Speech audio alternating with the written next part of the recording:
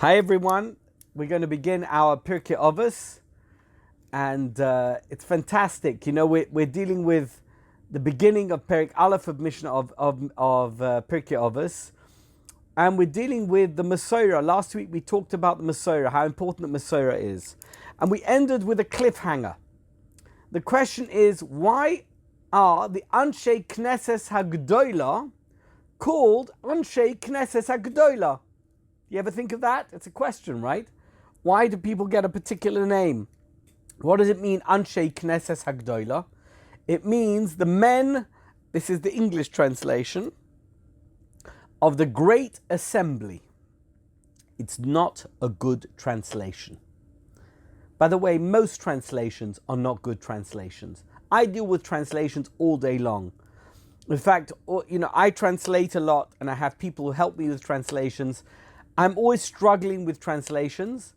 In fact, when I go on, let's say, Safaria or one of these other websites which translate things, I very often change the translations. I always add the rider that if you don't like my translation, blame me, don't blame anyone else. But the bottom line is, translations are never accurate. Anshei Knesses HaGdoila, not Gedoila, HaGdoila. What does it mean, Anshei Knesses HaGdoila? So there's actually a reason why they're called Anshei Knesses HaGdoila, but we're going to take it from the other end, okay? So we began last week. Let's have a look. Anshei Knesses HaGdoila Nikru'u Anshei Knesses HaGdoila al shem shechziru es haTorah liyoshna. Why are they called Anshei Knesses HaGdoila? When did they exist? At the beginning of the period of the Second Temple. Now, I'm not going to get into too much detail of Jewish history, but just for the sake of clarity, there was a period of time called the time of the first Beis HaMikdash, Bayis Rishon, the first temple. Then there was the destruction of the Beis HaMikdash. What happened then? Those people who lived in Eretz Yisrael were exiled to Bavel. Then it became, from the Babylonian Empire, it turned into the Persian Empire. And ultimately, the Persian king allowed the Jewish nation to return to Eretz Yisrael and rebuild their Beis HaMikdash. It was a miracle. At that period, at that moment, there was a large gathering of Jewish notables that was called the Anshei Knesses HaGdoila. What did the Anshei Knesses HaGdoila do? They created a situation where the Jewish faith wouldn't collapse. It wouldn't disappear. They were extremely concerned because at no period in Jewish history, prior to the destruction of the Beis HaMikdash and the Golus Bavel, had there ever been a time when the Jewish nation or the Jewish faith had been in danger. But now suddenly there was a Jewish diaspora, and all the familiar aspects of what it meant to be a Jew were no longer familiar. In fact, we see Ezra and Nehemiah struggled to get the Jewish nation to adopt even the most basic aspects of Judaism, things that we take so much for granted. How do you sit in a sukkah? That's at the beginning of Ezra and Nehemiah. How do you sit in a sukkah? How do you celebrate Rosh Hashanah? They had no idea because they were not familiar with it. So they put together a gathering of people called the Anshei Knesses HaGdoila. That is what is always translated into English as the men of the Great Assembly. There's no such thing as the men of the Great Assembly because there's no Knesses HaGdoila. The word Gedoila is a loaded word, as we're going to see here. Let me read you the Perush. The Perush says, Shehechziru es haTorah liyoshna. You know, the crown of what it meant to be Jewish was re-established as it had been of old, as it had been originally. This is not something that they did randomly. They took the Jewish nation and they realized that that which the Jewish nation was not what they were meant to be. And they needed to return it to its original status, to what it needed to be, to what it must be in order to perpetuate itself and for it to out-exist the current moment. Shetiknu loymar b'tfilah shmona esrei, hagodol, hagibar, v'hanoira. I mentioned this in the last podcast, that we say Shmona Esrei, Hakeil, God, Hagodol, the great, Hagibor, the strong, Hanoira, and the extraordinary. Hakeil, Hagodol, Hagibor, Hanoira.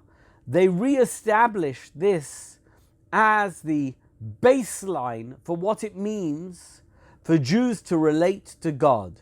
You cannot be a believing Jew if you don't believe in Hakeil, Hagodol, Hagibor, V'Hanoira. That's what you need to be.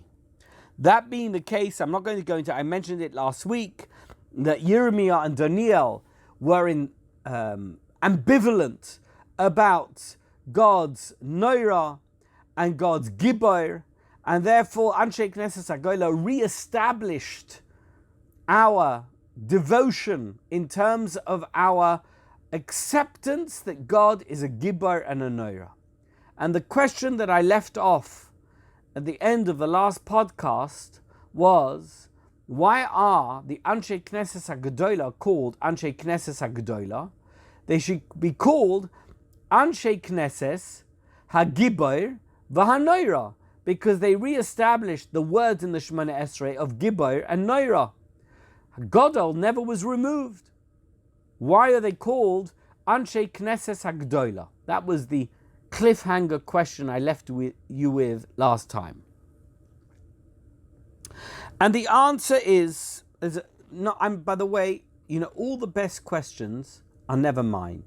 This question is asked by the Rishonim. They want to understand why it is the Anshe Knesset HaGedola were referred to in this way. Why weren't they simply referred to as the Anshe Knesset or the Sanhedrin or the Zakenim or whatever it is you were going to call them? Why the Anshe Knesset HaGedola? So one of the answers is, I'm going to give you two answers to confound you. The first answer is that what does the word Godol mean? What does Gedola mean? It means great. What does it mean to be great?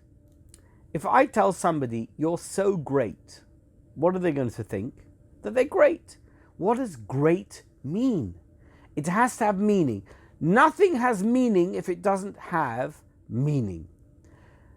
Great only has meaning if you can identify something, some characteristic, some aspect of what great means that applies to the person to which you have given that adjective. Somebody is a great person. Why they're great? Because they did something great. What did they do that was great? You're going to tell them, you did this that was great, you did that was, whatever it was, you are a Godol because, I'll give you, let's talk about the current times. If somebody is called a Godol Hador, one of the greats of our generation, why would we call them a Godol Hador? Are they great because they just happen to be Godel? No, because they studied Torah. They are exemplary in their Torah knowledge. They are great Torah scholars. Therefore, they are Godel Hador. They are great in terms of their spirituality, of their service of God. Everything that they do is in the service of God. They're a Godel Hador. Now we're talking about God. Hakeil HaGodol HaGibor v'Hanoira. So the answer is, and this is the answer, I want to just tell you who it was that gave this answer. The answer was given by, I think it was the Ein Yaakov, Iyun Yaakov, who said that Godel is only relevant if there is a definition that applies to it. You can only call Godel is the next level above everything else. Somebody or something is Godel if they are something else. If they're a great mechanic, it means that they were a mechanic. If they are a great doctor, it means that they were a doctor. If they are a great lawyer, it means that they were a lawyer and they were the best at being a lawyer. Hashem is Godel, but he's only Godel because he's Gibor and he's Noira. And at the time of Golus Bavel, there was no Gibor and there was no Noira. That's what Daniel and Yirmiyah said, that because of the way Hashem had behaved, as it were, towards the Jewish nation during the period of the destruction of the Beis Hamikdash, and the fact that the Jewish nation went into exile, he wasn't Gibor and he wasn't Noira. Anshe Knesset HaGdolah came back and they re-established this principle that Hashem is Gibor and Hashem is Noira. And on that basis, he's therefore Godol. And when we daven Shemona Esrei, we say, Hokel, Hagodol, Hagibor, V'Hanoira. Anshe Knesset HaGdolah reintroduced the concept of Godol to Hashem Yisborach after Golus Bavel. That is why they are referred to in this way. Anshe Knesset HaGdolah.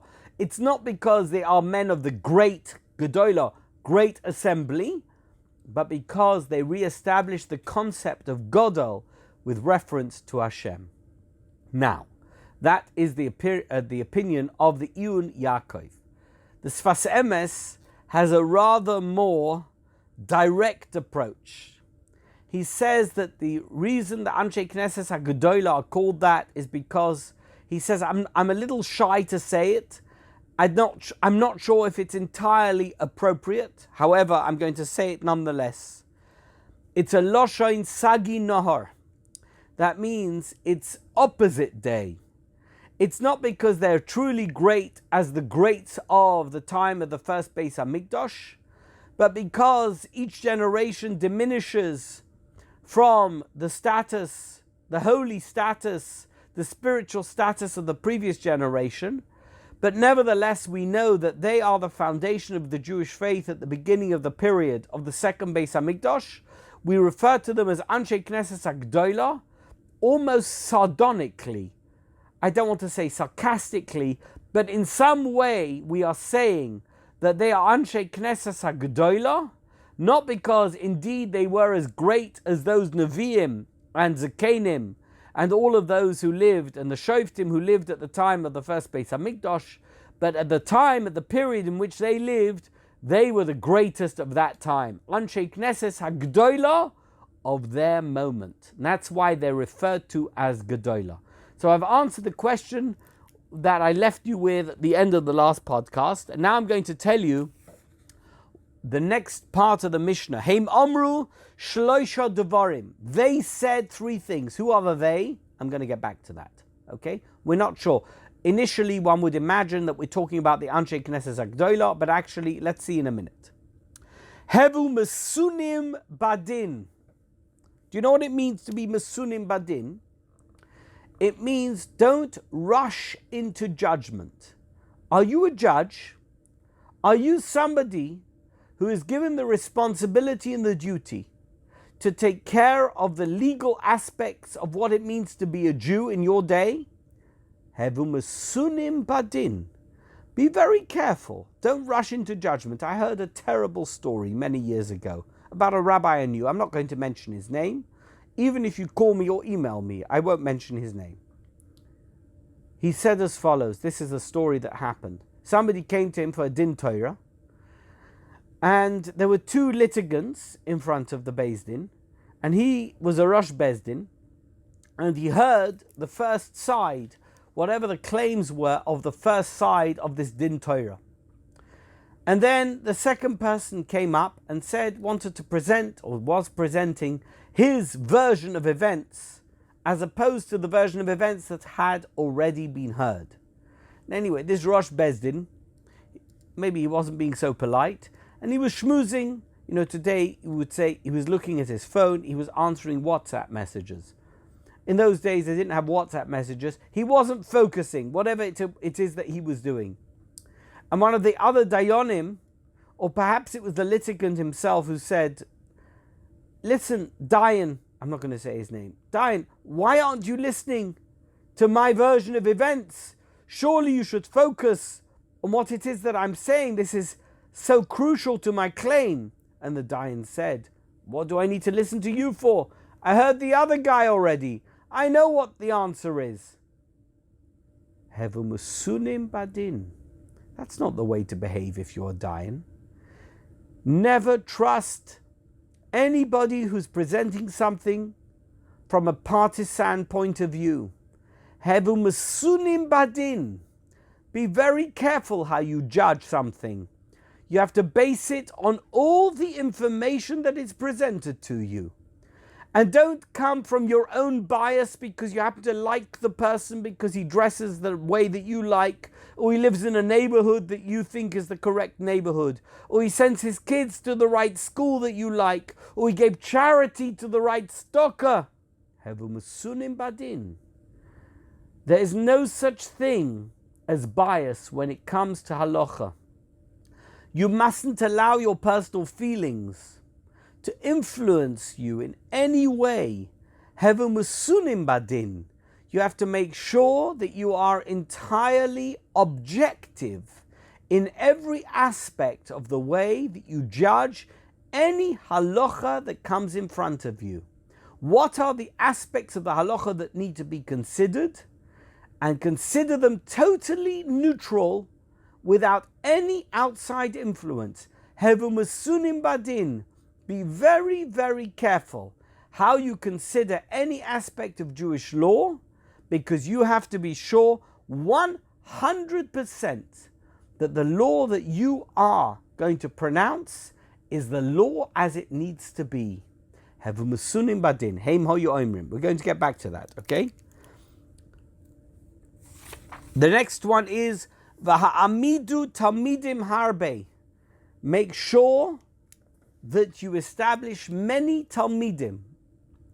How many talmidim do you have? Have you ever thought about that? What have you taught anybody? I'm not asking you if you're a teacher. By the way, I'd love you to be a teacher, but if you're not a teacher, do you have a Talmud? I've taught you something today. What are you going to do with that information? Are you going to teach somebody that information, or are you just going to hold it onto it yourself? Is it personal? Are you being selfish? You know what the very first instruction is in Pirkei Avot? Unbelievable. Think about it. V'ha'amidu talmidim harbe. Make sure you have many students. Make sure that all the wonderful things that you have learnt from all the teachers that you have taught, that you teach them to others. That you make sure that others know that which you have learnt, which is worth knowing. How important is that? Make sure that you are ma'amid, many talmidim. By the way, this is a machloikas between Beis Shammai and Beis Hillel. Do you remember the story about the person who came to Hillel and Shammai? First he came to Shammai.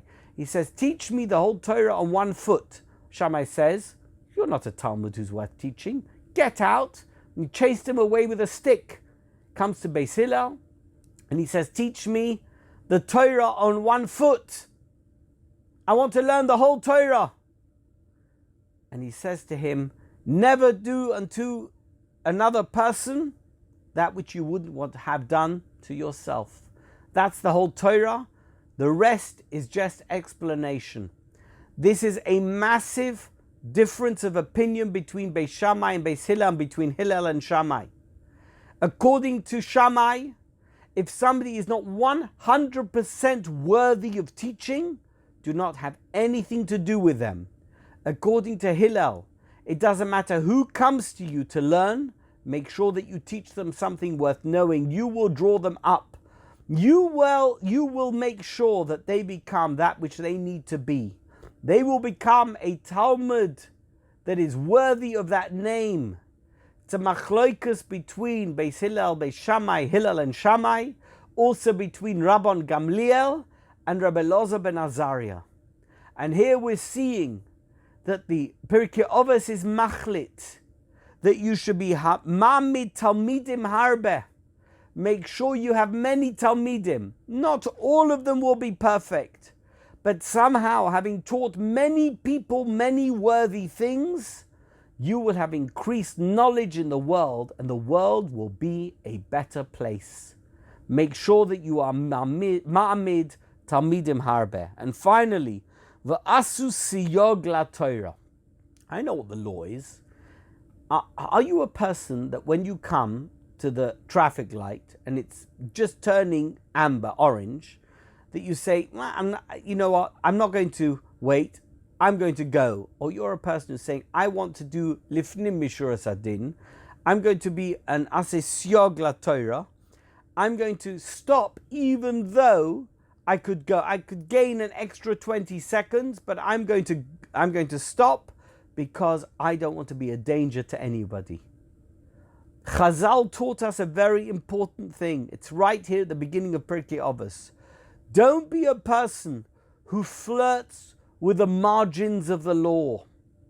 Don't be somebody who says to himself, I know what the law is and I know what to do and I'm going to do it perfectly because I'm perfect. Be somebody who adopts extra stringencies and more strict approaches to law, whatever that law may be, to make sure that you never drift into counteracting the law and desecrating the law and going against the prohibitions of the Torah and of Chazal. That's the idea. Aseh siog la Torah. Be more careful than you need to be. Be more careful than Chazal even demand of you. Aseh siog la Torah. Make an extra boundary when it comes to Torah, and that is the correct approach. That is the very first thing that we're taught in Mishna, in the Avos. That's what we are taught. That you should be a person who's mesunim badin. Don't rush to judgment. V'hamidu talmidim harbe. Make sure many people learn many things from you, that which you have learnt. And v'asu siyog la Torah. And make boundaries when it comes to the law, extra and over and above that which you're required to do to make sure that you never drift into prohibition territory. Now, to come back to what I said before, who is it that said, Heim Omru Shloisha Dvarim? So our initial understanding is that it's Anshe Knesset Agdola. Actually, say the Mefarshim that we mentioned already 3 levels of the Masorah. Yoshua leZakenim, Zakenim leNeviim, uNeviim leAnshe Knesset Agdola. Heim Hoi Omru Shloisha Dvarim is talking about those 3 different levels of the Masorah. The Yehoshua told to the Zakenim, he said to them, Hevu Mesunim Ladin, I'm handing over the law to you. I'm an individual, you are now the Zakenim. You are taking over from me. There's many of you. I can be Masum Badin as Moshe Rabbeinu was when he was the judge and I took it from him. But now I'm handing it to many people. My advice to you, my instructions to you are, Hevu Mesunim Badin. If you are a Zokein, if you are an elder, if you are a judge, if you are a mentor of the Jewish nation, Hevu Mesunim Badin. At the next level, we have Zakenim leNeviim, the Zakenim to the prophets and to the Shoftim, V'hamidu talmidim harbe. Don't rely on the fact that there are a scholar class within the Jewish nation, that there are scholars who can pass judgment. It's not good enough. Make sure that you make many talmidim. The next generation of the Masorah was that we need as many people to be as knowledgeable as possible. That was the task that the Zakenim gave over to the Nevi'im and the Shoftim. Don't rely on yourselves, people. Make sure that you have many Talmidim. The future of the Jewish nation relies and is dependent on, contingent upon, the fact that there will be many scholars, Torah scholars, who know the law. And finally, we have the fact that the Nevi'im were Masur. They gave over to the Masorah to the Anshe Knesset Agdola, v'osu siyog la Torah. Their function was, the Anshe Knesset Agdola, after the destruction of the Beis HaMikdash, to make sure that there is more and more protection for the Jewish nation in terms of their observance of Jewish law. It's not good enough to know that you have to say Kriya Shema and Shemona Esrei every day. We're going to regularize that by creating times for Shachris, Mincha and Mariv, and by creating a text for Shemona Esrei, which is what the Anshe Knesset HaGdolah did, and many, many other things, we are going to ensure the survival of the Jewish nation. Asu siyog la Torah. They became the originators of Chazal. They became the originators of the Mishna and of the Talmud and of the Medrash and of everything that we have that creates the foundation and the platform of Judaism as we know it today. That is the first Mishnah of Pirkei Avot. Thank you so much for listening. We'll continue with Mishnah base in the next forecast. Thank you so much. Thank you.